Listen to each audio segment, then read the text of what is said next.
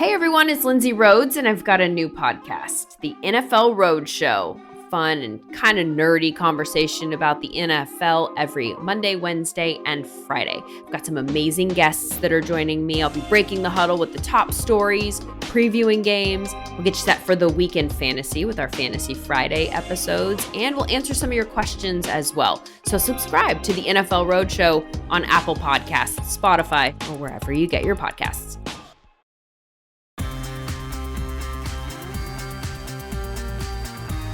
What is up, Hardwood Knocks listeners? I am Dan Valley, coming at you without my fantastic co-host, Adam Fromwell. As usual, though, super excited to be joined by not one, but two guests. First, we bring on Adam Spinella. You can follow him on Twitter at Spinella14, Spinella 14. He is a Dickinson College assistant men's basketball coach, as well as a contributor to the Celtics blog. Also has a fantastic YouTube channel. You should go check that out. He's breaking down stuff all the time. Just search Adam Spinella, it'll come up. He actually comes on and we're doing a bunch of rookie predictions. We recorded this a couple weeks ago. Didn't have a chance to get it out until now because we really wanted to get those team lookaheads rolling. So nothing we said I don't think will be outdated, but if we're commenting on odd breaking news or anything like that, just, look past it. It's still evergreen pod, so it's going up now. After we speak with him, we talk to another frequent guest of the pod, Lazarus Jackson. He is not only the dean of Pistons Twitter, as it says in his bio, but he's also the editor at Detroit Bad Boys. He hosts the Detroit Bad Boys podcast over there, and he also hosts the Pistons versus Everybody pod for the Blue Wire Podcast Network. Yet another crossover episode happening here. Follow him on Twitter at LazChance. That's at LazChance. Before we get started, just our usual reminder to continue rating, reviewing, and subscribing to Hardwood Knocks on iTunes. If you don't use iTunes, subscribe to us wherever else you get your podcast. Make sure you're downloading every episode. However, regardless of whether you use iTunes, head over there, search Hardwood Knocks, throw us that 5-star rating, write a review. Those are the things that help us a ton. Cannot stress that enough. Cannot plead with you enough to continue doing that. Without further delay, though, let's get to some rookie year predictions and to some Detroit Pistons deep dive talk. Laz, welcome back to the Hardwood Knocks podcast. I think this is the fourth time you've come on. And I say to people, once you've been on more than 3 times, it's a choice. And so, you deserve all the blame for coming back. So thank you for coming back. But also, how are you doing? I'm doing well. Is it I'm on the Steve Martin, Alec Baldwin SNL category where I'm one of a select few who have been on here 4+ times? That sounds like a fun thing. It's so one, I think you being on that list might be an indictment of your taste in podcasts to be guests on. So I say about that what you will. But yeah, you, Caitlin Cooper, and there's fewer than 5. I had the list, but there's fewer than 5 people who have done a minimum of 4 appearances. Oh, Grant Hughes, I work with him. He's a good friend.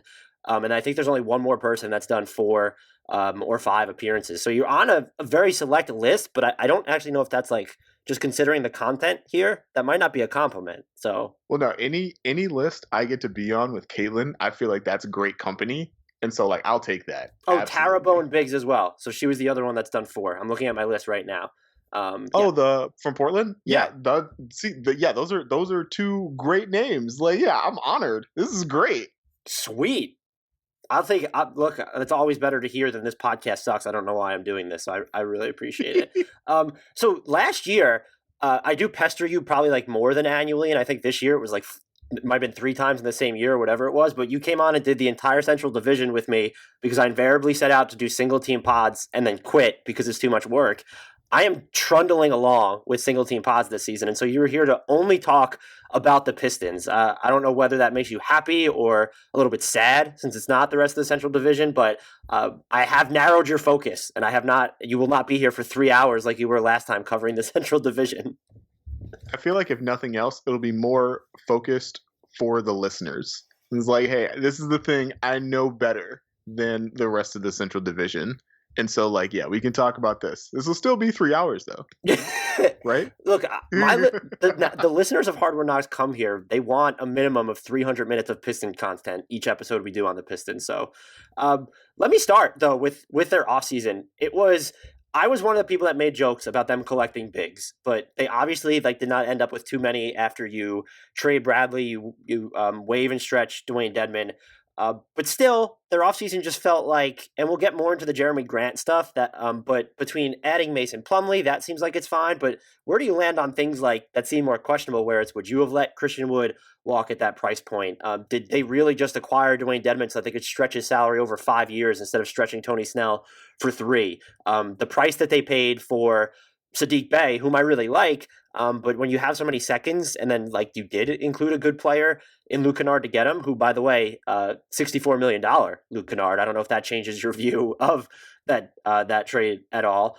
Even the Bruce Brown deal just looked wild after the Musa, like getting rid of him. So I'm just curious as to where you land overall on the type of offseason that Detroit had.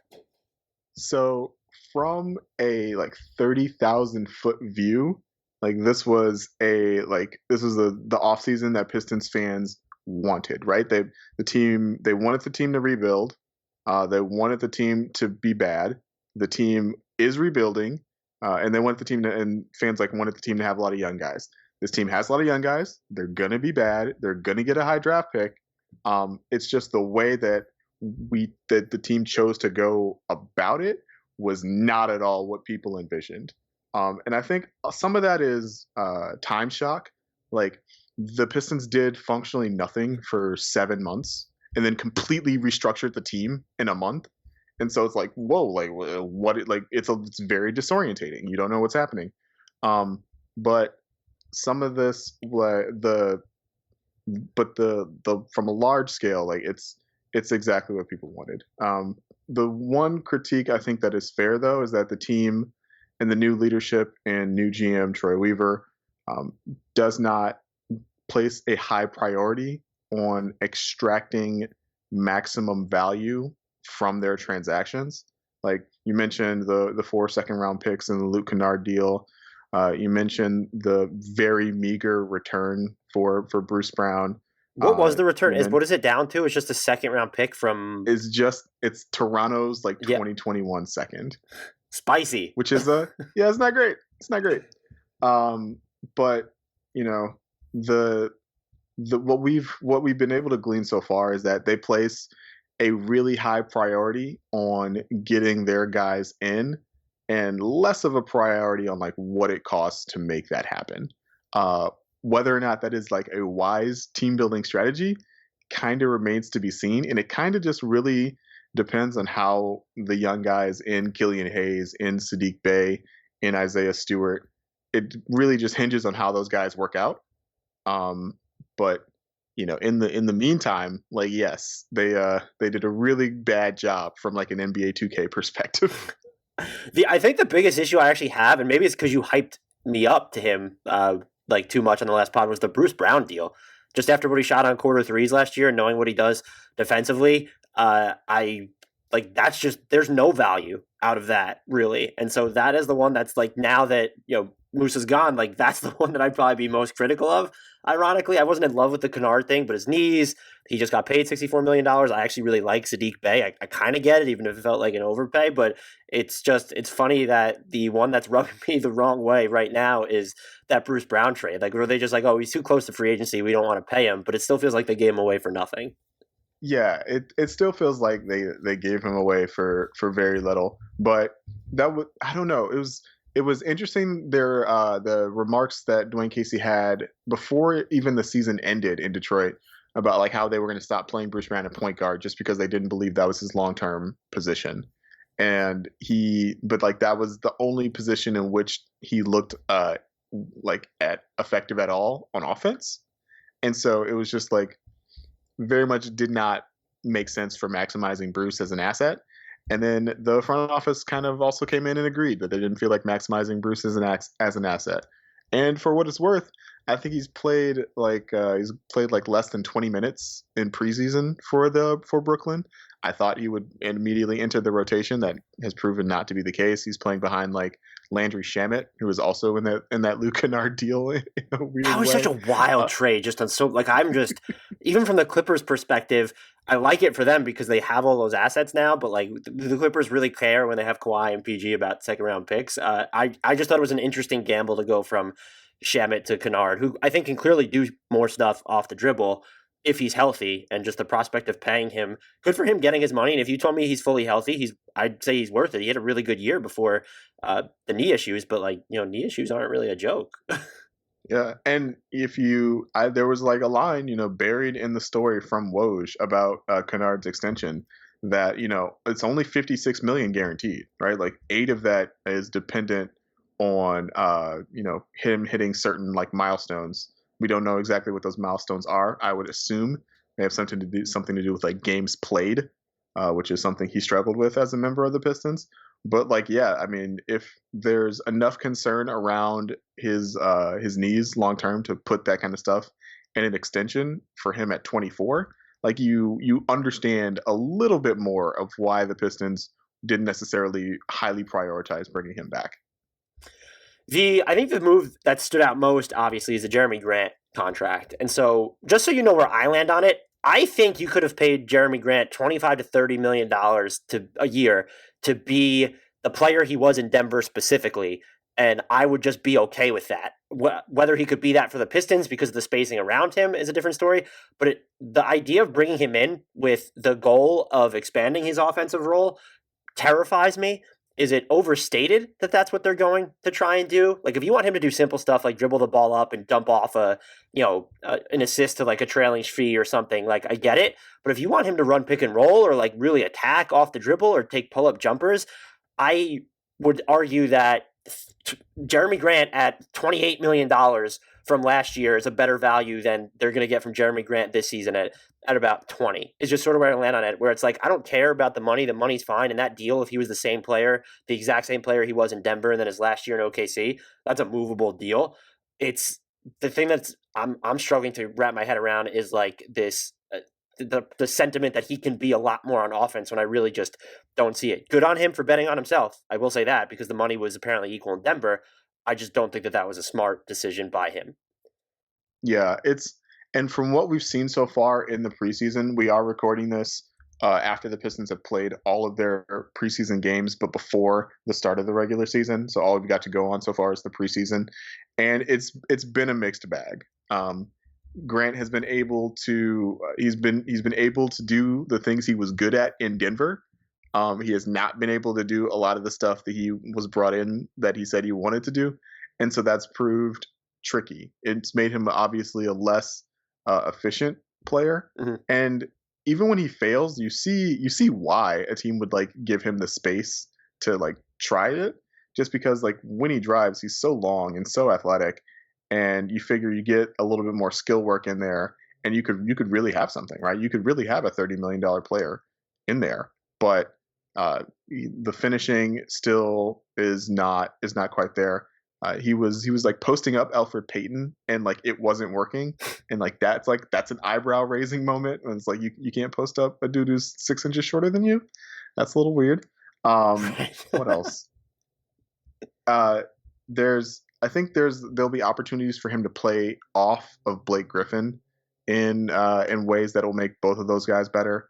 In DHO sets, running pick and roll as the screener for Blake, and like maybe coming off DHOs from Blake.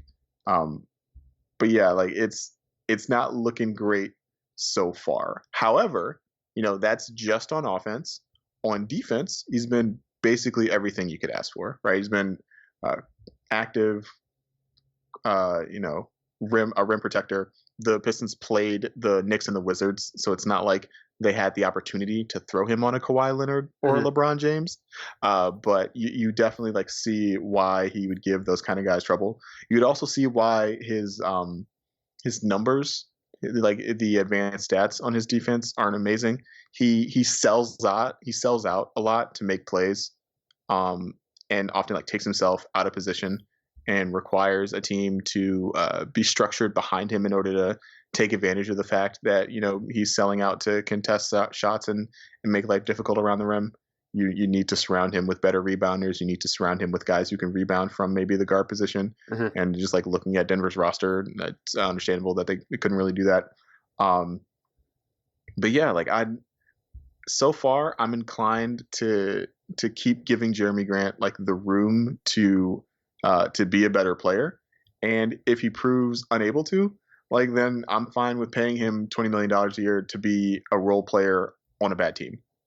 That's maybe not like the most amazing allocation of resources, but it's it's what he offers on defense at the absolute least is worth like the bulk of that contract, regardless of how good your team is. And so for now, I'm fine with it. And the other big thing for Jerami is that he's not Christian Wood. Like that is his great sin in a lot of the minds of Pistons fans. And he never was going to be Christian Wood. Christian Wood is an insanely efficient offensive player and an insanely productive offensive player. Jerami Grant can be efficient, probably won't be able to produce at that level, but Christian Wood is not as good defensively as Jerami Grant is. And the culture that the new front office is trying to build is about defense, and the team has classically only been good when they emphasize defense. And so you understand the preference of Jerami Grant over Christian Wood. But for a lot of fans, they just see a dude who has the potential to put up 25 and 10 on any given night. And like, you should have paid that dude. And it's hard to argue with, honestly. Especially where the number ended up at. Like, it wasn't astronomical. Yeah, it was fine. And it was even more frustrating at first because I don't know if you remember, but the initial reporting out of Houston was that Christian Wood was going to sign for like 3 for 27, and people were like, "Whoa!" Yeah, that was even even the team I think was like, "Whoa!" Like if that's it, like yeah, we can do 3 for 27, and then they went back to the negotiating table and he got more, but yeah, it's tricky, and there's also the line of thought that like, would Christian Wood be this good on a team that doesn't have James Harden and John Wall on it? Like I don't think so. I was surprised at, and this is only tangentially related to the Pistons, I was surprised at how much Nuggets fans seem to not care that they lost Jerami Grant. I still think they're placing too much emphasis on the on-off splits and the rebounding because what he did for you in the playoffs, like he gave you a body to throw at Kawhi Leonard, to throw at a Luka Doncic, even a Paul George. Like he saw time on all those, LeBron, on all those guys, and you're never going to stop all those guys, but you need like feasible bodies to put on them, and the Nuggets don't have that anymore. Maybe there's another, I've seen people in our YouTube comments are arguing that Michael Porter Jr. can be that guy. I don't know that I see it. Maybe he can be. I mean, if he can, like that's great. But Jerami Grant has value just because of what he does from an optionality perspective on defense. I don't care about the rebounding. As you said, if he's going to hustle or contest shots, like that's also, I don't care about the rebounding. And like, he was playing next to Jokic a good amount of the time. I know him coming in the second unit, like, yeah, that's tough. Just surround him with someone who could rebound. That doesn't seem like a big deal to me because he's also like covering guys that are going to live away from the basket a lot of times too.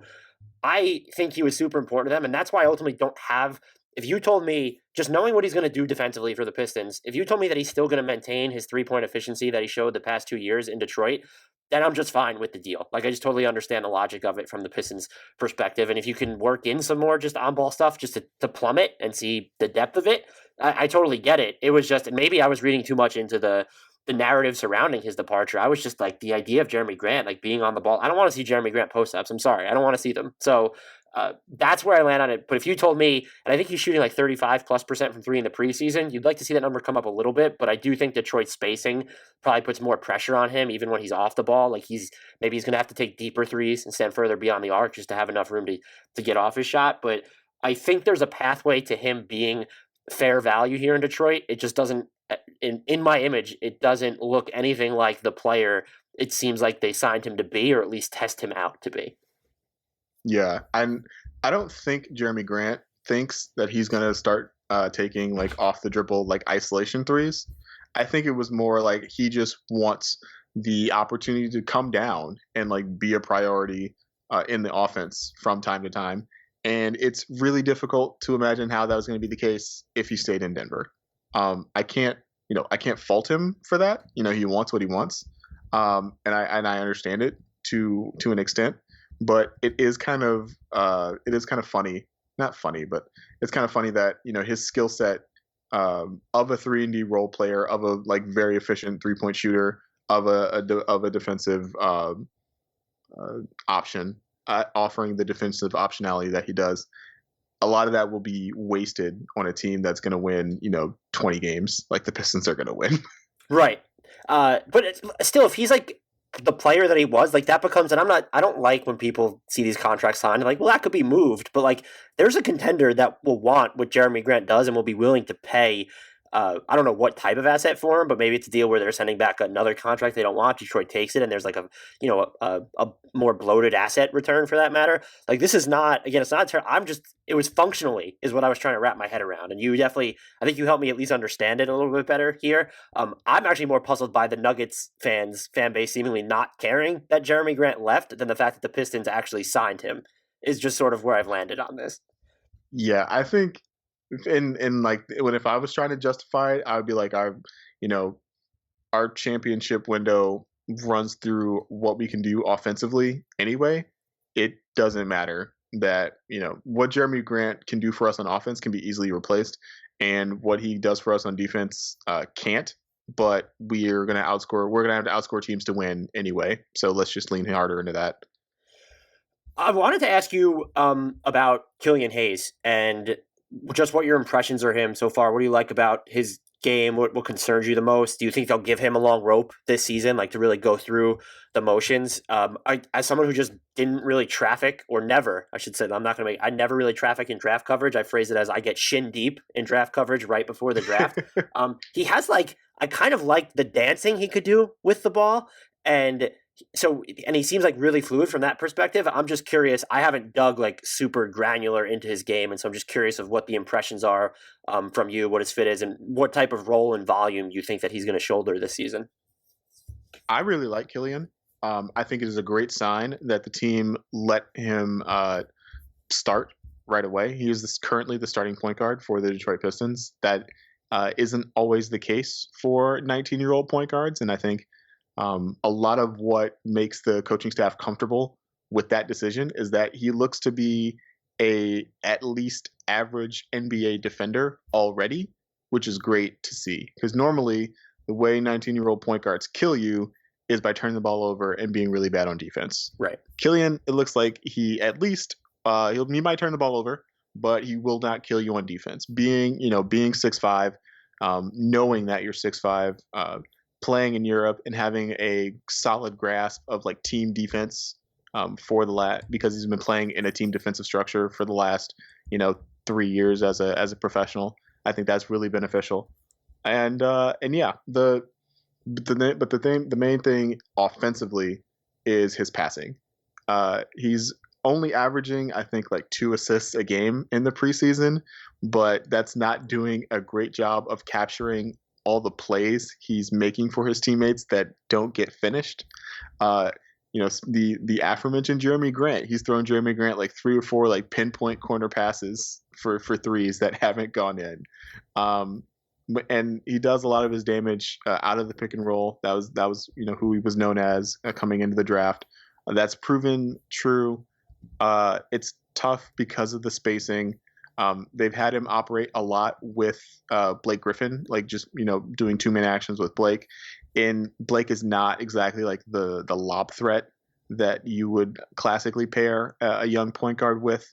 They've been using it to like force switches to get Blake on a mismatch on a point guard, or like have him take bigs off the dribble.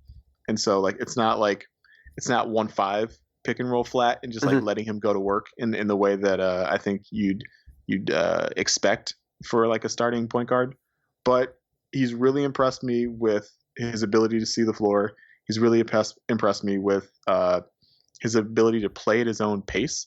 A lot of rookie guards, they come in, they look like the game is moving at like 3 miles a second, like in front of them, and they can't see what's going on. He can already kind of bend the defense. He can already diagnose coverages. He already like knows personnel in a way that's really impressive. And what he's finding now is like, how can I take advantage of this, right?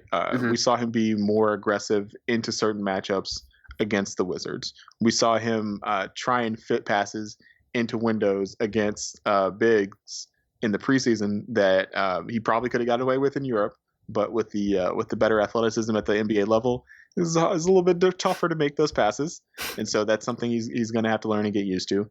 And the other thing for him is the shot. The shooting is coming along, but is definitely a work in progress. The motion is not consistent. The catch and shoot numbers were bad in Europe, and they continue to be bad in the preseason. He continues to look far more comfortable shooting off the dribble than he does off the catch, which is fine in a point guard, but not in a point guard that plays next to Blake Griffin, and Blake Griffin's going to have the ball a lot. And so that's something to be concerned about, but he's also already done the thing where he's stayed 20 minutes after a game just see some shots go through the net. And so this kid is going to work on the things that he knows are issues for him. And so you definitely expect that he will make strides in those areas. And so I'm really, really high on Killian Hayes. I had him as the best overall player on my little personal Pistons draft board. I was extremely happy that he was there at 7 to be selected. And I think he has a very, very bright future in Detroit. I think it's almost encouraging when players shoot better on off the dribble jumpers than catch and shoot jumpers. I guess long term, if it continues that way, then yeah, it's a problem. But in theory, the off the dribble jumpers are the ones that are going to be harder to hit. And so if you just give them enough space and time, that they should be able to eventually knock down catch and shoots, where I wouldn't be too worried about him having to play off Blake Griffin, or if they want to go, him even with Delon Wright, that's just something that I wouldn't be too concerned about that then long term. I would think that it's more encouraging that he's comfortable and can be capable of knocking shots down off the dribble. Yeah, and he's not afraid either, right? We've seen him take some very 19-year-old shots in this preseason. And that's going to continue because he thinks he can make them, and that's what's important. Yeah, when he's backed up, from the preseason footage that I saw of him, when he's has the ball and he's backed up beyond the arc, he'll attack anyone. It doesn't need to be someone who's a mismatch. He'll just go. It was fun to watch. The other rookie that is really interesting for this team is Sadiq Bey. I'm just wondering your impressions of him personally. Again, as someone who didn't watch him a lot in college, seeing him. I saw a lot of him play against the Knicks. I didn't realize that he had, some of the shots were questionable. I just didn't realize he had so much of a floor game. Yeah, that was the best preseason performance he put up, and it was eye-opening for Pistons fans as well. I certainly didn't expect that level of ball handling out of Sadiq, but he got really high praise from Blake Griffin in training camp. Blake said he worked out with Sadiq in LA prior to training camp, and that Sadiq had one of the most complete games he'd ever seen in a rookie. And so when a guy like Blake Griffin says something like that raises your eyebrows, right? Mm-hmm. Blake said nice things about Sekou, but he never said anything like that about Sekou, right? And so I was definitely keeping an eye on Sadiq. He looks, and he for now, he looks definitely the role of a 3-and-D player. Looks capable as a defensive player immediately, which is good to see. There were definitely times in which I think he was more used to being able to he's more used to being stronger than everybody else in college, and that's not going to be the case in the NBA. And so he got that came up as an issue a couple of times, but for the most part, he was in the right positions, doing the right things. He had, as you said, he had some eye-opening moments as a ball handler. He had a nice mid-range jumper. He took RJ Barrett off the dribble for an and one. And he was a capable catch and shoot 3-point shooter from NBA range. You always worry about how guys are going to adjust from the college line to the pro line, and that did not look like an issue for him. It looked like he was entirely comfortable taking wing catch and shoot threes, which are the toughest threes to take and make. And so I don't know if there's a place for him in the rotation, if we're being perfectly honest. Really? Well, just because there's so much youth, it's hard to get 11 guys looks on a night-to-night basis. But I do think Sadiq will factor into this team's plans in the long term. I mean, I guess that's good. I'm just who is worth giving him minutes over though at the wing? I mean, you have Grant, you just paid him, and there's Sekou, obviously, but do you need to who else? Who's the one that's gonna do you need to play Josh Jackson over Saddiq Bey? Josh Jackson played much, much better in preseason than anyone expected. And it looks like for now, like he's going to hold down the backup small forward minutes. Interesting. So I'll ask you about Josh Jackson now. What has he been doing well then? So I didn't watch any of his G League games last year. I want to make that very much clear. I do not watch the G League, but from like the scant time that he spent with the Grizzlies, he looks just like a lot more under control and decisive, and even on defense, just I don't want to say he's good, but like he's just more. It seems like he's more disciplined. Like it's just especially away from the ball. Has any of that bled through to his very early time with the Nuggets? Yeah, the Pistons. Woof. Yeah, disciplined and like restrained, I think are great words to use for like the Josh Jackson that the Pistons have gotten so far. Because he's a Detroit native and he should have gone to Michigan State. I'm still mad that he didn't go to Michigan State and join Miles Bridges and win a national championship. But that's not the case. You're clearly handling it well. You don't think about it at all. But I say all that to say I've had my eye on Josh Jackson for a long time. And what was so frustrating in Phoenix was that he was asked to do a lot of things. He was asked to do a lot of things, because he was a high draft pick. He was asked to do a lot of things because he was on a bad team. And so he developed a lot of on-court bad habits. There's like he loves like this little like 12-foot push shot that like it only looks good if it goes in, and he misses far, far too many of them, right? Mm-hmm. He got to take a lot of like step back 20-footers, which is like, sure, but like, first of all, that's sacrilegious. Step back 20-footers. I know people oversimplify the long two conversation, but those are unforgivable. Sorry, go ahead. No, those are really bad shots, right?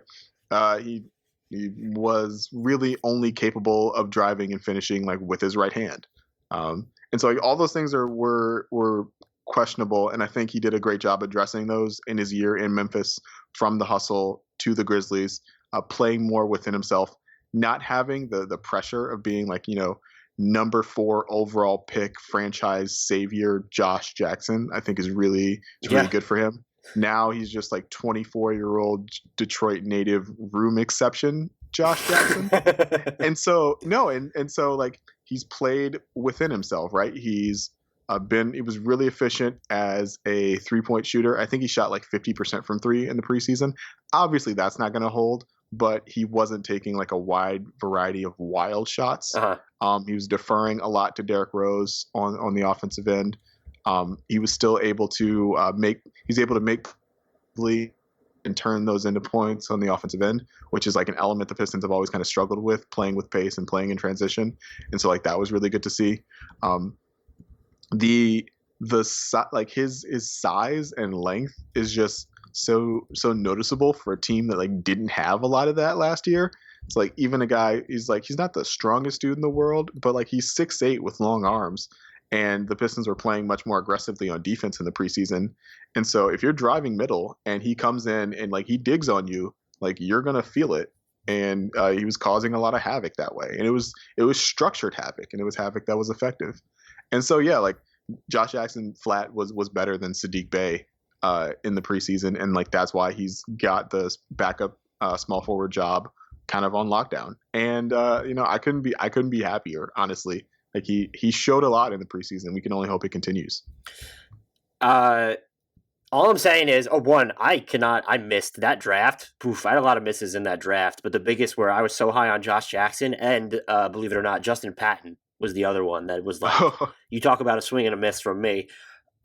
I hope I guess I'm just too intrigued with Sadiq Bey, but I need to see more of Josh Jackson. So I guess that's a good problem to have, though. And they're both like still young wings, and like those are the type of like projects you just want in some on the roster. So I'd like to see them play together. I know that might not be something that they can get toward, but if they can just really lean into like not an all wing lineup, but like wing heavy lineup, like you could go Grant, Bey, and Jackson and just see what that does defensively for you, and maybe you get enough ball handling from Jackson at this point where it doesn't matter who the other, like if you need you need a point guard as well, but I would like to see that like trio play together a little bit. Yeah, we saw them kind of dip into those like very wing heavy lineups, right? We saw like Bey, Jackson, Sekou Doumbouya minutes in the preseason. The thing was like the lack of consistent shooting and the lack of like threatening shooting was always kind of an issue.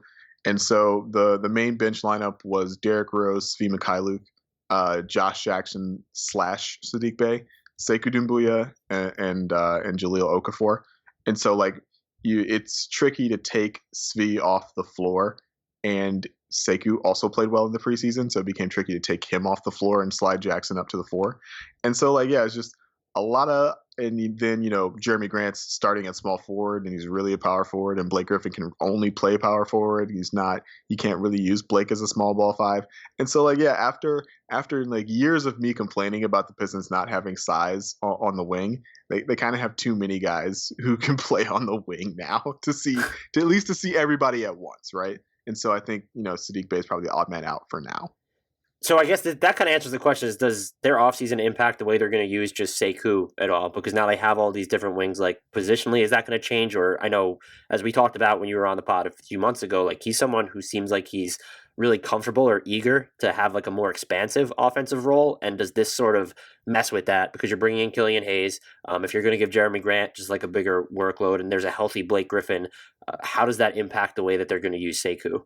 So Sekou's been getting consistent minutes, which I think is like an important first start. That was not guaranteed. Like as I talked about, like the depth on the wing, it wasn't like a given that Sekou would get minutes. They weren't, when the front office kind of they had the OTAs during the bubble, and they were looking at the team.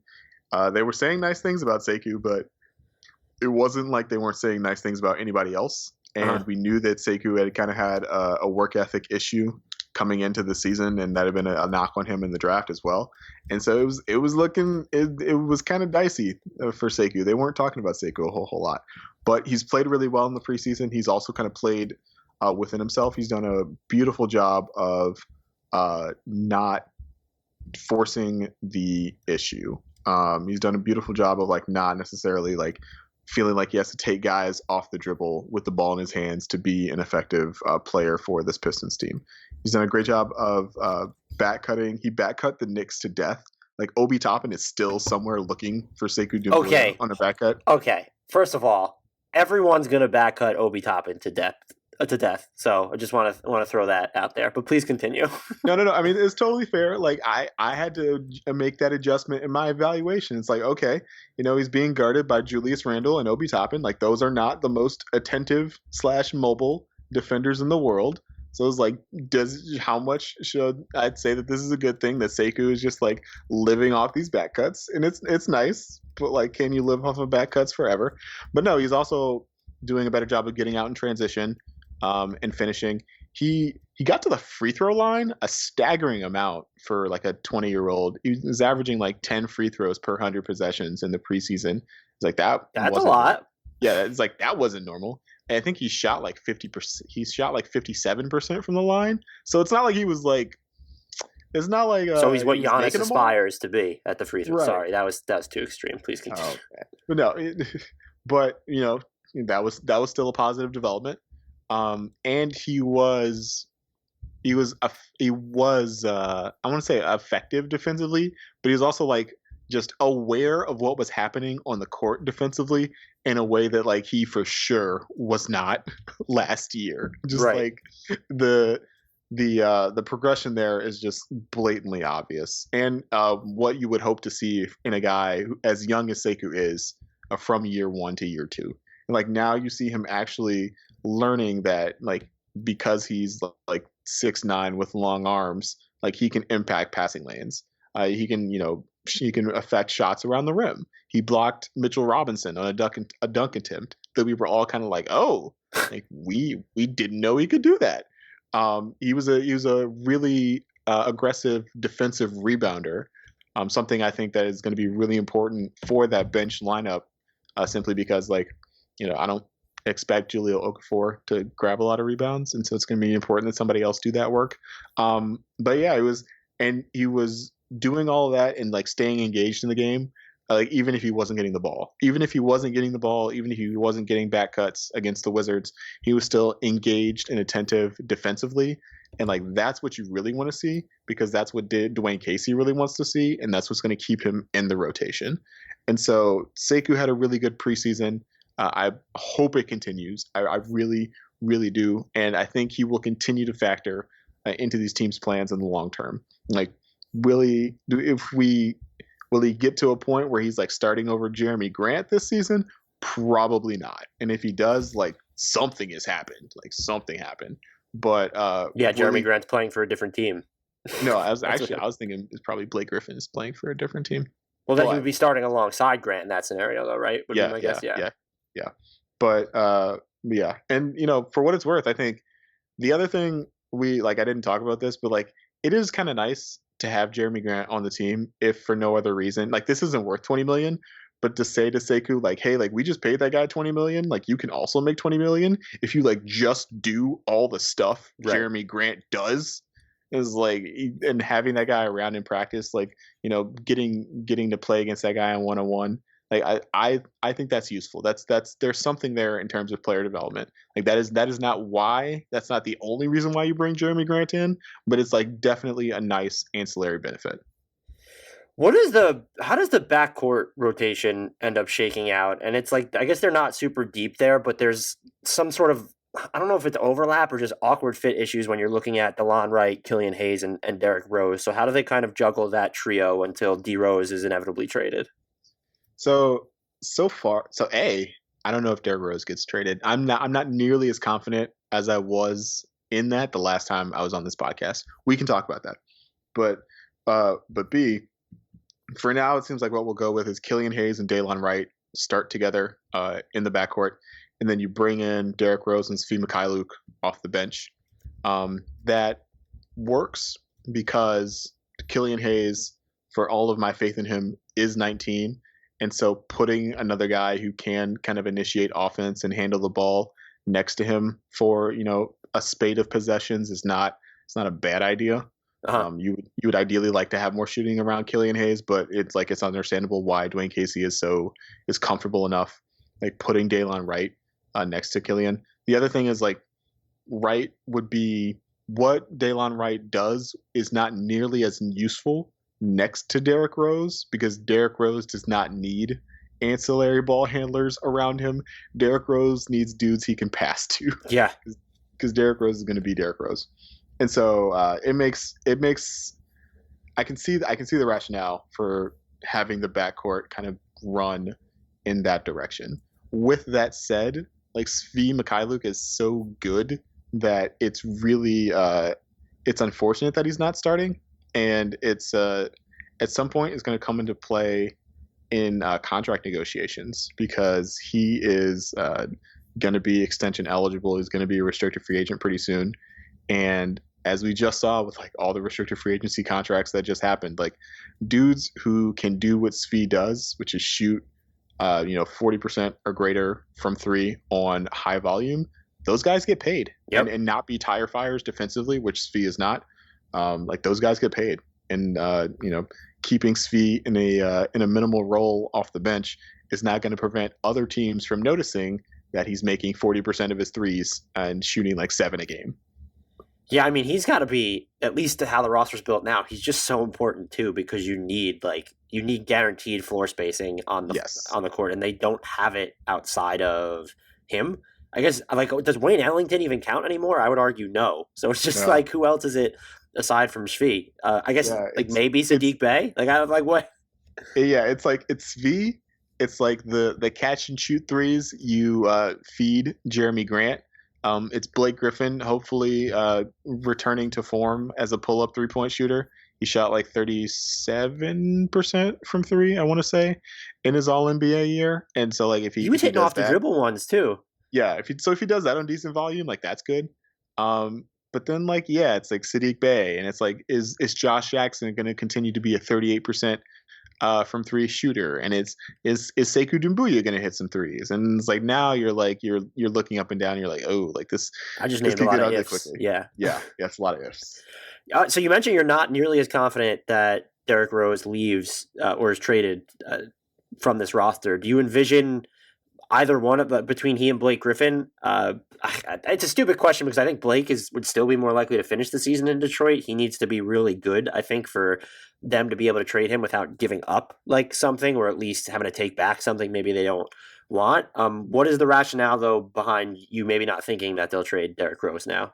So Rose has proven willing and able to be like a point guard mentor to Killian Hayes, and I think that the team really values that. From a pure like asset valuation perspective, he makes a lot more sense on a contending team. In a bench role, scoring minutes off the bench. But I think all reports are that he's very comfortable in Detroit, very comfortable kind of outside of the pressures of playoff success and leading a super team in New York. Yeah, I get it. Yeah. Oh my God, Dan. Sorry.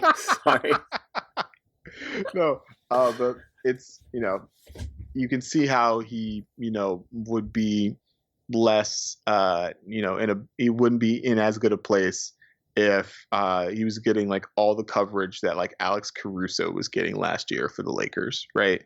You kind of understand. And he still has the relationship with Arn Tellem, his former agent, who is heavily involved with the Detroit Pistons on the business side, if I remember his like actual org chart title correctly. But I say all that to say that he seems pretty comfortable in Detroit.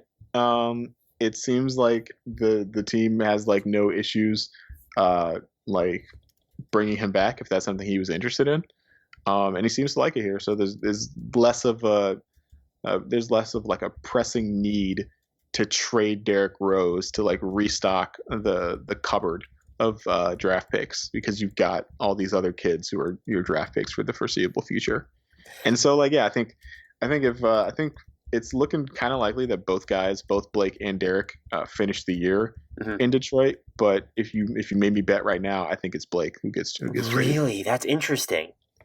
He's just making so much money. I know nothing's immovable, so I'm not even trying to imply that. But just with the injury history, like he needs to be full stop Blake from 2018, 2019, I would think, for a team to – you're trading for Blake Griffin. Unless you're just giving up a terrible deal, maybe Charlotte decides to regret the Gordon Hayward contract or something. Being mostly facetious there. But like to view that you're like one Blake Griffin away from making a really big leap, I think you need that version of Blake Griffin from 2018, 2019. And I don't know whether we're underselling or overselling the potential for him to get back there. I mean, yeah, the knee stuff is concerning, but he also just like had a bunch of time off, and does that somehow help him? Yeah, for what it's worth in the preseason, he looked fine. Not like amazing. He looked like what you expect after what's functionally a year off from playing basketball. In the final Washington game, he finally played without like a compression sleeve or knee brace, which is something I had been looking forward to. He had a sleeve on, I think, for the first couple of preseason games. And he was still kind of able to get to his spots. He wasn't like making the pull-up shots that he was in his all NBA year, but he was comfortable shooting them. And, that's what matters in the small sample size in preseason. Right. He looked comfortable operating out of the post. I think he was either first or second on the team in assists during the preseason. And so he's still comfortable, acting as a scorer and facilitator out of the post, which is what I think you'd bring in a Blake Griffin to do. And he looked, how can I put this? He looked very disinterested in playing defense, which I'm totally fine with, because we don't need him playing defense. Like, that is what Jerami Grant is for. Let Jerami Grant do that. So I guess that it kind of answers my next question. I was going to ask just the way the roster was kind of set up. Would he play more 5? Just because I don't think Jahlil Okafor is eminently playable, and then how much are you going to play Stewart? But I think you just answered that question for me. Yeah, Dwayne Casey has always kind of hated using Blake as a 5, and Blake has always hated being used as a 5. I think if anything, you'd be likely, if you saw like a downsized lineup, you'd see like Jerami Grant nominally play 5, right? And then you'd go from there. But yeah, no, Blake is not going to play any backup 5 minutes, which is I think that's fine from like a defensive perspective. If Blake is your like main guy in pick and roll coverage, like that's a bad time, and so it's probably for the best. That makes sense. Although the offensive mismatches it creates with him at the 5, I'm just a sucker for like, hey, let's create mismatches all over the place. So I just throw out these small ball lineups, small, put that in quotes because Blake isn't small, that have no business being on the court defensively. What's the skinny on Isaiah Stewart? Does he play a role with this team? Do you like anything specifically about him? Dislike anything about him? My only one hot take is from what very, very, very, very, very little film I watched of him, I don't see someone who's ever going to be able to like exist defensively outside of the restricted area. I don't see it. Am I wrong? It's hard to say. He didn't play much in preseason. He plays hard. He always plays hard, which is which will endear you very quickly to the Detroit Pistons faithful. He got ejected from a preseason game. So it's like, okay, big Marcus Morris energy right there. Yeah, you see what this dude is about. But yeah, he looks. It's interesting. They talked up the fact that they're trying to develop him as a shooter, and then he like never took any threes, and so it's like, okay, that's just team talk. He looked fine. Not like he was playing against other, third string, fourth string players for the most part. And so like his inability to like cover ground efficiently as a pick and roll drop guy was like not as taken advantage of by like Raul Neto and Ish Smith as it perhaps would be by better opposition. And so like that's something to consider.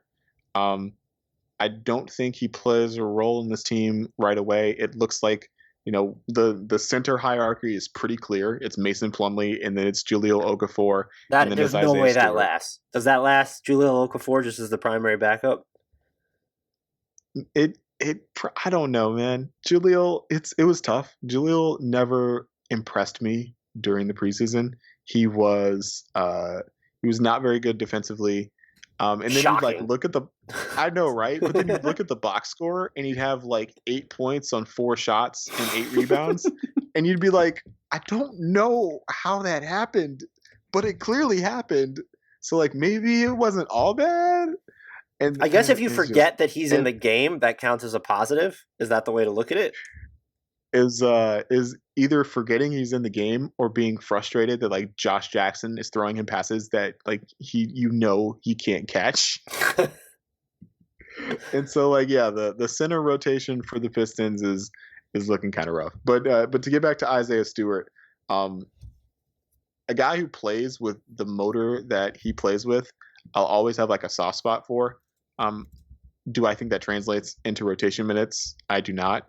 But like it's not like Mason Plumlee and Jahlil Okafor are like in this team's long-term plans. So like sure, especially Okafor, who I think is only here on a minimum deal, and so it's not like Isaiah Stewart couldn't supplant Jahlil Okafor. I just don't expect it. But I like it. I like the developmental swing, right? Like if you do teach him to drop, that's a very like Ivica Zubac kind of player, as a guy who just like drops and like protects the rim and like dunks on the other end and just like messes people's day up.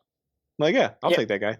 Well, why not get that guy playing time then over Jahlil freaking Okafor? I'm honestly struggling here. And if you didn't know, I didn't watch that again. I didn't watch so much of their preseason. If like you didn't notice it in the preseason, like what is there to lose by being like, okay, we're gonna play Isaiah Stewart actual minutes? Yeah, I honestly don't know. I couldn't tell you. And then it's not like Okafor was the backup center most fans, including myself, had in mind either.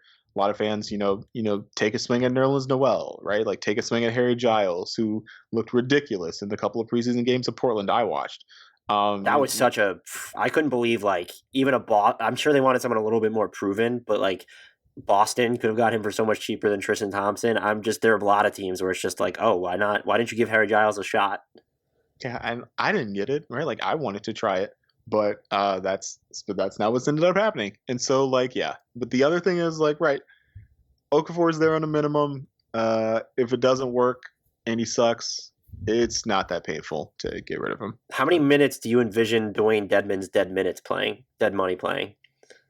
Like Dedmon in the trade to get him in order to stretch his contract like over 5 years instead of 3. Like that's a hilarious bit of like CBA minutia. But if we're like really talking about like out of the 6 centers the Pistons got, like who should they have kept? They should have kept Tony Bradley. Tony Bradley was legitimately good in the playoffs, in the bubble. Just keep that guy. I still don't understand the Zaire Smith for Tony Bradley trade from either perspective after Detroit ends up getting rid of Smith. I honestly don't get it. It made no sense. It smacked of like, okay, we're taking whoever they want to get the 2nd round pick to use on our 2-way guy. That's fine. And then it's like you've already like talked to Jahlil Okafor and established a rapport and been like, okay, we'll bring you in. But like Tony Bradley's just better than Jahlil Okafor. Like you didn't have to do that. Yeah. So, all right, I know this is going to be matchup based, and I would guess they'd be among the teams that might fiddle around with it. But what's going to be their most common, or in your estimation, their best closing lineup this year? Okay, so when you say closing lineup, we're assuming it's we're assuming I should have it's said crunch time. right? I'm sorry. Yeah. Okay. Just making sure because You appreciate the implication that they're going to be in some close games. I'm assuming. Yeah, there's going to be a lot of games where like they're down by 14 with like 5 minutes to go, and we just like put in some kids and they make a run and they lose by 8 instead of 15, and you feel good, but they still lost by 8.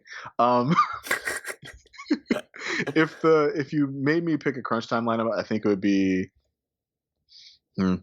I think it would be Derrick Rose, Svi Mikhailuk, Jerami Grant, Blake Griffin, and Mason Plumlee. I don't think they like as much as I like Killian Hayes and much as they like Killian Hayes. I don't think they let him play crunch time minutes in like one of the 15 close games they're gonna play all year over Derrick Rose. Depending on how many wins they end up with, they might need Ja to close tight games for them just to make sure that they don't pick up too many of those W's. I'm so mad at you right now, Dan. I'm literally like, I think this team has the potential to be fun, bad, and I don't want to see them screw it up by like playing the wrong guys, if that makes any sense. No, yeah. And it seems like the team was constructed with the intent of being fun, bad, right? Like they're going to cause a lot of havoc on defense. Blake Griffin is going to be out there. Derrick Rose is going to be out there. You recognize those names if you were buying tickets, which you can't. And you have a bunch of kids you can point to and it's like, hey, look at how the kids are developing. They're running up and down the floor. They're playing defense. Like, isn't this great? And then you look up and you're down by 13, right? Like, and it kind of doesn't matter. I made this joke with Kyle Maggio on my podcast. Kyle Maggio, fellow Blue Wire podcaster on the Knicks Wall. It's like, I need to invest in like a piece of tape that just like covers the score on my TV because like that's how often I'm going to be looking at the score and how often it's going to matter for this Pistons team this year. Hey, that's a nice little trick, and they don't. Those scoreboards are mostly stationary anyway, so like you can't block out the huge ones that show up. But maybe you should give that a shot. This is the question I've loved asking people. Although some of the responses have been people are clearly not as enthusiastic about the question as I am. Is there a let's get weird lineup you're hoping that they try out at some point? And I'd like to just point out that the final 2 questions or 3 questions of every outline I've sent everyone are the same, and you got the Pelicans version, which is why it said the SVG trying out at any point this season. I do specifically write the first like 10 to 12 questions, but I copy the last 3, and so you got the Pelicans questions. What is Stan Van Gundy? Is there a let's get weird lineup for the Pistons that Stan Van Gundy is going to throw out? I wondered if there was like a subliminal shot at me personally, but I'm glad to know it's just user error. No, and weird lineup's easy. Killian Hayes, Saddiq Bey, Josh Jackson, Sekou Doumbouya, Jerami Grant. You just took my exact one. That has not happened yet. That is the one. Killian Hayes and just like 4 other dudes who are 6'8", and just like let's run up and down the court and like let's see what happens. Like I want to see it. I'm here for it. I will say that maybe if they want Jerami Grant to develop into the point guard that he needs to become, you can replace Killian Hayes with Shvi and go with spacing that way. So maybe we'll have Jerami Grant at the point, and then have those 4 players with him. Oh man, that's even weirder, and I don't hate it. That's a lot of like Josh Jackson bringing the ball up the court and like immediately kicking it to the wing to Svi, and then like you start some like secondary action stuff. But like, yeah, that's also weird. Let's try some stuff. It's not gonna matter. They do, this team could be fun with trying stuff. I really hope that they do. If that lineup, one of the versions that we listed, comes on the floor, I'm gonna need like some sort of bat signal on Twitter from you that it actually plays, so I can immediately drop what I'm doing to go see what happens. I will make that happen. All right. So what's a realistic win total? And look, there was another user error here. There's Western Conference in there. I'm going to make sure that I have the right over under there too. I'm clearly a little sleep deprived or just lazy or some combination of the two. But what's a realistic win total for this team and standing finish in the East? And you could factor whatever you want into that. I've been telling people, if you're expecting like a midseason shakeup, their over under was set at 27, or is the Oh. So. Oh no, Wait. 23.5, which was the Okay. equivalent of a 27 in. I can't think in terms of 72 games. I can't do it. Yeah, it's hard. So It's just like so different than what we've been used to. yeah, and like if it was just a shorter season, like 50, I could probably do it, or even 60. But like the 72 is too close to 82. So 23.5, which is the equivalent of 27 wins in a regular season. Where would you lean on this front across the board? So with 23 and a half, I would take the over, but if it was like 26 and a half, like that's a way harder number. I think at least initially they might surprise some teams that had less recovery time in their offseason than the Detroit Pistons had. That's a great point. I think you'll see that for all of the teams who did not play basketball for 12 months, essentially. But as we talked about, like I don't think Derrick Rose gets traded, and I think that helps you out from like an aggregate like win total perspective. But like I've said, this team is not going to be good. They're going to be bad. I would not expect them to compete. There's like a slight train of thought that they could compete for a play-in spot if you get the 2018 version of Blake and like if everything breaks right. I'm not counting on that, and I really doubt the team is either.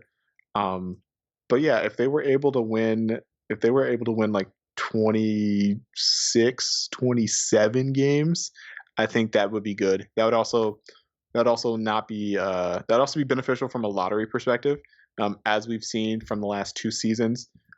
Being the absolute like worst team and having the worst odds is it's like more guarantee. painful because you're probably going to drop. So it's like, well, shit, why were we the worst team in the league, or one of the three worst teams in the league?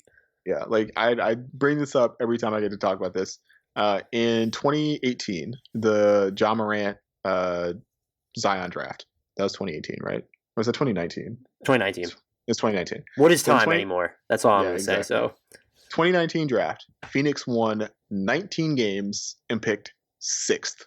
That is impossibly rough. Like I cannot imagine winning like less than 20 games, and my reward is I got to trade down to take Cam Johnson, right? Right. That sucks. But not doing that, holding on to Mike Conley and Marc Gasol and, winning 33 games and getting rewarded with the number 2 pick is the outcome the NBA is like quite literally trying to engineer. They want every team to win like more than 30 games and then just kind of like let the chips fall as they may. They do not want teams winning like fewer than 20 games, getting the number 1 pick, and then like doing what was happening earlier this decade with Philadelphia. So yeah, like that has been a successful effort. They successfully tweaked the odds. I think Charlotte and Chicago were the teams that moved up this year, and like those teams seem pretty happy with the selections they were able to get. The 2021 class is, by all draft accounts, pretty stacked. With wings too, right? I haven't dug too far into it, but it's like not just stacked with guards and bigs; it's stacked with wings. Yeah, like there's 6 or 7 guys who are just like 6'7" ball handlers. And it's like, that's nice. Could have used some of those this year, but you have Jerami Grant. Stop pining. Come on. But yeah, I mean, so I think this team is going to be in position to have good lottery odds. Good shot at Cade Cunningham, good shot at Jonathan Kuminga, good shot at Jalen Green, good shot at, insert name of your preferred draft person here. So I took the under with them when we did our over-under podcast because I apparently mistakenly assumed that Derrick Rose was gone and that if Blake Griffin wasn't, they would probably watch his minutes a little bit because if he's going to finish the season there, you don't want to end up compromising his trade value down the line or even just compromising him. What if they decide that they want to be a lot better next year because they have a high pick in this draft or something? So if they're not going, if you told me Derrick Rose and Blake Griffin both finished the season on the roster, I might have been more tempted to go with the over for them. It was sort of the same thing for me with Charlotte. I didn't think they were going to have a talent fire sale, but they their over under was close enough where I was like, oh, they could kind of hit the over. But all things being equal, I would pick Detroit to hit their over before I would pick Charlotte. Charlotte has talent to give in a fire sale? No, I wasn't assuming one because they didn't have it, was my point. Okay. I was like, wait, did I miss something? Well, the one swing piece there was will they consider trading Devontae Graham when he's in a contract year? Yeah. I don't know that they will. I don't think they should. He's really good, and I would be interested to see him playing with LaMelo. And I guess if you got rid of Cody Zeller just because your center play is so you have Bismack Biyombo there now. So, but yeah, I'd be more inclined to if both of these teams stay the same. I'd be way more inclined to say the Pistons are going to hit their over than the Hornets. Yeah, that makes sense. I live down in North Carolina, so I get Hornets games, and so I've actually watched a fair amount of the Hornets over the years. And Devontae Graham is really good.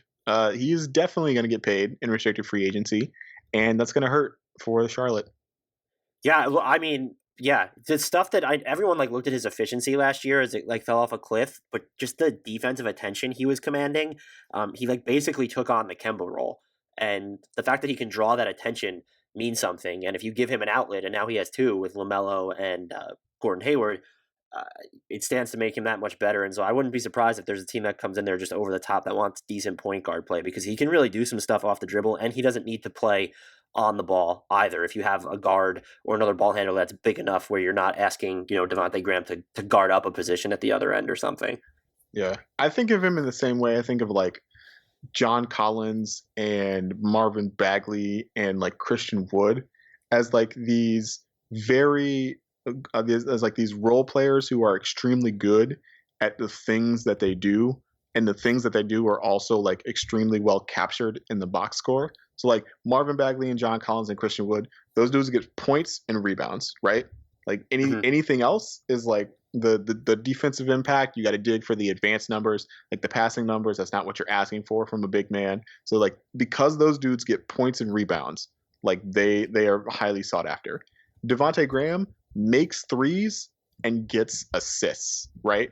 And so from a guard, those are two extremely valuable things that are very easily captured in a box score. Mm-hmm. And so his value, I think, is going to be exceedingly high from a contract perspective, from a fan interest perspective, and from a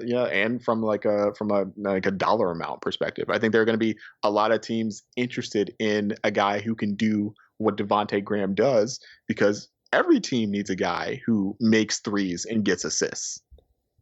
Yeah, I mean, yeah, preaching to the choir over there. Every team wants that player. Is there, to bring this back to the Pistons, anything that I didn't ask you about that you wanted to touch on? Did we not pay homage to Servetus enough? Do we need to go into a deep dive on that or anything at all? So I was a little surprised you didn't bring up Mason Plumlee. That was something that people also seemed really mad about for some reason. I am not the I wasn't the biggest fan of paying Mason Plumlee right away, especially since at the time that they paid him, they still had Dwayne Dedmon and Tony Bradley on the roster. That was the thing for me. In the context of what their team looked like in the moment, I was are they having some sort of Plumlee or Zeller bingo that they're trying to hit? They need to have one of those players on the roster. I didn't understand it, but I think it's a lot more justifiable now because he is their sole steadying presence at the 5 spot. Yeah, and he's not vastly overpaid. Like if you consider him a backup center, right? A good backup center, that's like a $6 million a year player. And so for him to start and play a bigger role, I think is worth the extra $2 million. We saw other starting centers that signed in free agency around the league get roughly that kind of money, right? Like Aaron Baines got $7 million a year. Serge Ibaka got like $9 million a year. Tristan Thompson got like $9 million a year. And I don't know if Thompson's going to start, but he's going to play a big role for that Boston team. And so like it was fine. It was fine. And what's come out afterwards, since I've talked to Denver people, including TJ McBride, who also is a fellow Blue Wire bro for the Denver Nuggets, is like Mason Plumlee is and like I hate to say this because like it's one of those like stereotypes that like white guys like traffic in, but like he's a coach on the floor, right? He gave a really detailed explanation of what his responsibilities are for like facilitating Killian Hayes' development at Media Week, right? He has a myriad of examples of like what Dame did, what CJ did, what like Jamal Murray did that he can like pull from and impart onto Killian.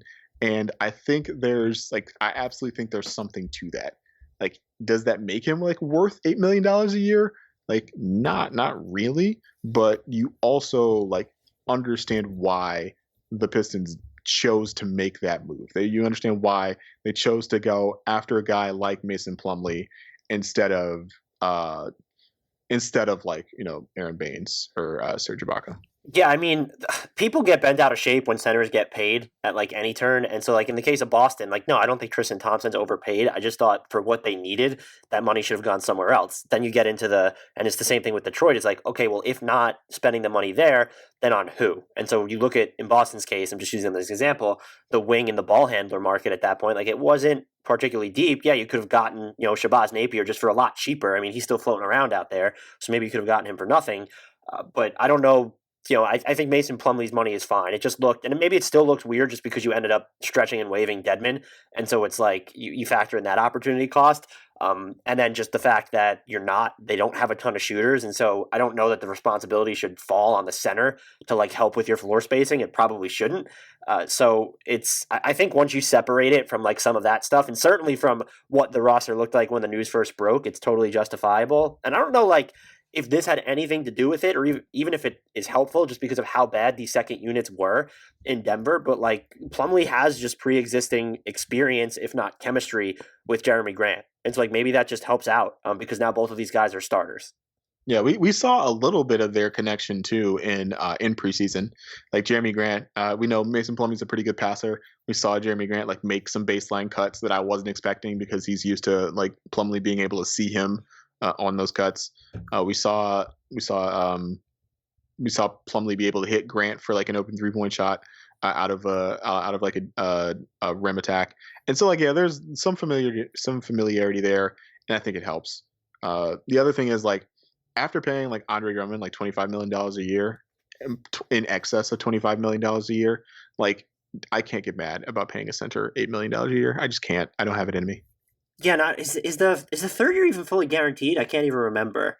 I like lost track of I spent so much trying to figure out what money Josh Jackson got the night they signed him because there was stuff floating around that they got him at the minimum, and I just couldn't confirm it, and I was like, there's no way. I was like, there's no way he went to Detroit for the minimum, and he obviously didn't. But I had such a hard time keeping track of the details of every single deal that they signed. And yeah, look, the final year is non-guaranteed, or it's partially guaranteed. No, it's non-guaranteed. So like 2 years and $16.1 million for Plumlee is totally fine. It looks just a lot different when you're paying Dwayne Dedmon his full salary and he's on the roster, and you had Tony Bradley as well in that moment. And then you also just drafted Isaiah Stewart. Yeah, and like the other thing was like if free agency started at 6 Eastern on Friday. So they signed Mason Plumlee at 6:30 and Jahlil Okafor at like 6:45. Oh yeah, that was the other one that made it look. So it's like what is happening? Yeah, this is not the start to free agency I wanted or expected or thought was healthy. Laz, this was great as always. If you guys are not following him on Twitter, you really need to fix that immediately. He is at Last Chance. That's at LazChance. He is, as in his bio, I like participant NBA Twitter, Dean Pistons Twitter. He is actually an editor at Detroit Bad Boys. He hosts the Detroit Bad Boys podcast. And then, of course, he hosts the Pistons versus Everybody pod for Blue Wire podcast, which also is the parent company of this podcast. So this was a family affair. I really appreciate you coming on as always, Laz, and giving me so much of your time. I think, as you know by now too, that I'm going to bother you again in the future. So thank you in advance for all your future appearances. Once you clear 3, I just assume that now you think it's a good decision to continue coming back. I look forward to it. Again, anytime I get to be in company with Caitlin Cooper, like that's a good day. And so I look forward to the next time. The next time you need me, something will have happened with the Pistons, and so that will probably be a good thing. Probably. I mean, I don't know. It's the Pistons, so it could go either way. Like, did they go all in on a trade for Victor Oladipo or something, or Zach LaVine? Who knows? Why would you say that? Why would you hurt my feelings like that? I mean, if anything, I helped you because I trolled. And I, by the way, I did this really quickly to start the podcast. Kanata Edwards is also on the list. He's the 5th and final person to have made between 4+ appearances on this. I trolled him. He really didn't want Obi Toppin on the Hornets. And what ended up happening was the Hornets jumped up in the lottery. They got LaMelo Ball. And then the Knicks ended up with Obi Toppin. So if anything, I just ensured that the Pistons are going to have a very quiet, sensible regular season. You're welcome in advance. Thank you. That's the closing I hope for.